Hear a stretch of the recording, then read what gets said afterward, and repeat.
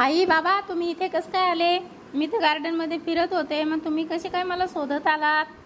हा, आता मी इथं थोडं हो, ही पाना इकडे गार्डन मध्ये चालते. काही काम नाही घरी म्हणून ही गार्डन मध्ये आली.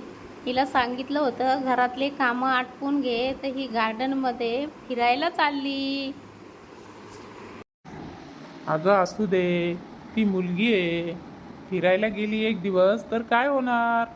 तेवढं तर तुला कळतंय ना, का विनाकारण तू तिच्याबरोबर भांडण काढणार आहेस?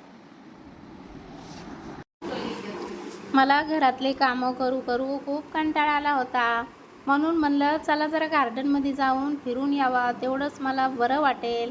कारण मला खूप दिवस झालं ना आई बाबाची आठवण येते. तरी मी तुम्हाला सांगत नाही, घरी कंटाळा येतो मला बसून बसून. लवकर ये, आम्हाला भूक लागली. तुझी वाट बघू बघू आम्ही घरी परेशान. सांगून तरी यायचंच कमीत कमी. झालं चालू, जरा काही झालं की लगेच लागते रडायला, पाणी गाळायला, घरचे काम करू वाटत नाही आणि असं रडू येतंय. जरा सांगितलं चांगलं की लगेच रडू येते.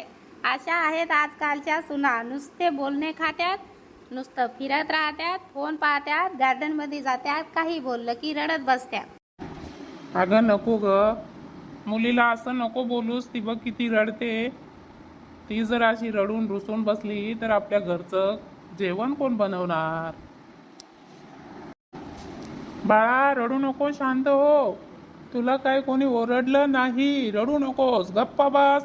चल घरी, चला फटाफट. घरी जाऊन कामं पडले तसे तुम्ही टाइमपास करत बसता.